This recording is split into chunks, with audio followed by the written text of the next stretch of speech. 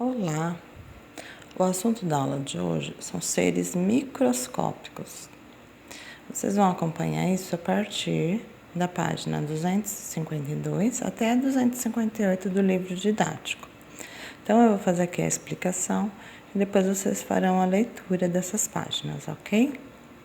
Bom, vamos lá. O que seria um ser microscópico, né? Primeira coisa é que eles são seres muito pequenos, eu não consigo enxergar a olho nu. Eu preciso de um aparelho, né, para me auxiliar. Esse aparelho é um microscópio. Bom, eles podem ser encontrados em toda parte. Então, eu tenho um ser microscópico nos lugares muito quentes, como desertos, beirada de vulcões.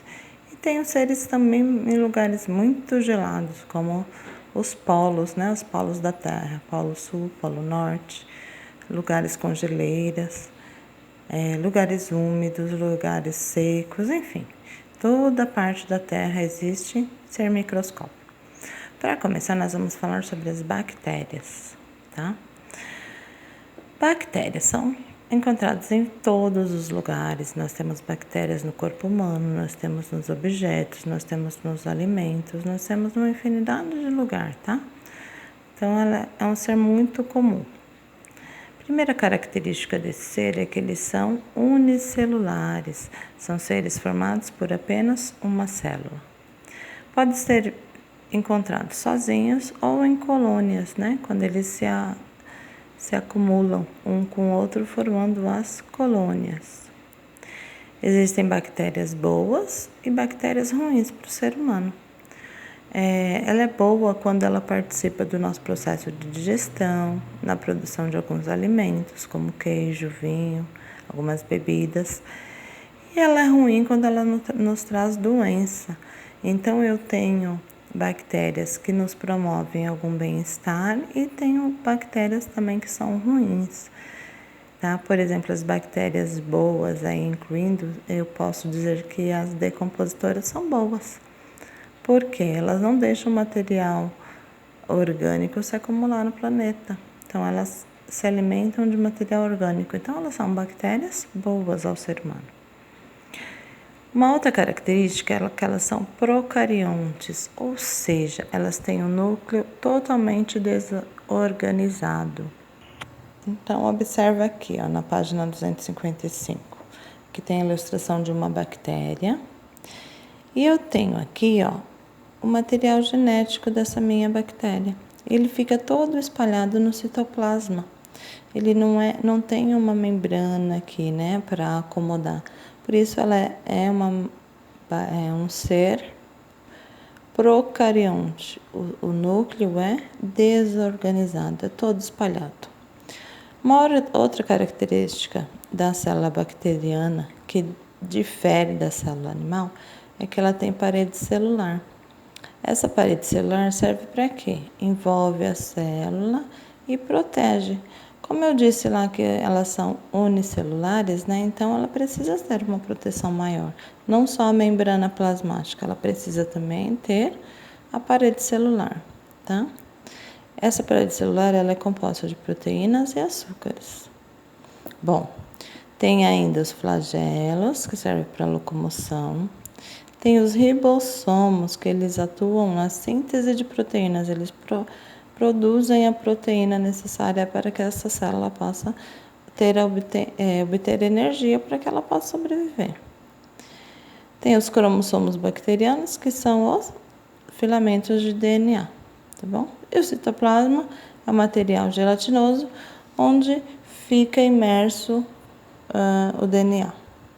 Voltando aqui para as informações, né? Continuando aqui, eu tenho ainda formas diferentes dessas bactérias. Se elas forem como se fossem bastõezinhos, né? Bastão, ela é chamada de bacilo, igual os lactobacilos presentes no iogurte, tá? Eles recebem esse nome. Lacto tem a ver com leite, bacilo é o formato, eles têm formato de bastão.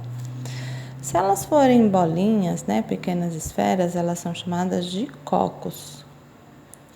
Se elas forem em formato de vírgula, elas têm o nome de vibrião. Tem aí algumas bactérias ruins, como a da cólera, por exemplo, né? Vibrião colérico, ele tem esse formato. E eu tenho o espiralzinho, né? Em formato de espiral, é chamada espirilo. Bom, quanto à obtenção de energia, como que essa célula sobrevive? Elas podem ser aeróbias, quando elas necessitam de oxigênio. Aeróbias, oxigênio.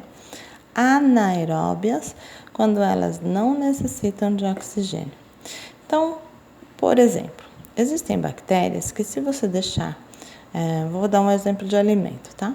Se você deixar o alimento fechadinho, guardadinho direitinho, ela não consegue fazer a decomposição desse alimento, porque elas são anaeróbias. Você armazenou o alimento de forma guardada, fechada, sem ar, ela não consegue fazer o serviço dela. Mas existem bactérias que gostam de oxigênio, então elas se reproduzem muito na presença dele. Então existem os dois tipos, tá? As que gostam de oxigênio e as que não gostam, não sobrevivem com o oxigênio. Por último, nós temos o processo de reprodução. As bactérias se reproduzem de forma assexuada, ou seja, não precisa de um outro indivíduo, não existe sexos separados. Ela sozinha consegue fazer a sua divisão e formar um novo indivíduo. Então, eu vou explicar aqui de que forma que isso acontece. Observando aqui a ilustração do livro, a gente tem aqui o processo de reprodução de uma bactéria, onde uma vai dar origem a duas. Cada duas dessa vai dar origem a mais duas e assim por diante. Então, vamos entender aqui os processos. Primeiramente, o núcleo, que é o centro de comando, avisa, o núcleo não, né? O DNA da célula se prepara para sofrer uma divisão. O que acontece? Esse DNA aqui, esse cromossomo, ele vai se duplicar, vai aumentar a quantidade. Depois, acontece a formação da parede celular. Ela vai ampliando, né? Formando uma dobra para dentro da célula. Formando essa dobra, ela vai formar a dobra inteirinha e a membrana celular junto com a parede celular, elas vão formar dois compartimentos diferentes. Então, observe que aqui ainda está grudado, tá? Núcleo, o cromossomo se duplica, as paredes celulares formam uma dobra junto com a membrana plasmática, e aí é esta dobra que se rompe. Eles se rompem e formam os dois novos indivíduos. Então, a ordem: duplicação de cromossomo, dobra da membrana plasmática e parede celular. Cada um forma um compartimento e quebra, separou. Então, a partir daqui, ela tem dois indivíduos. Tudo bem? Espero que vocês tenham capturado, né, as principais informações sobre bactérias. Tem muita coisa mais a discutirmos sobre isso, mas em um outro momento. Inicialmente, vocês precisavam entender as principais características desse grupo, ok?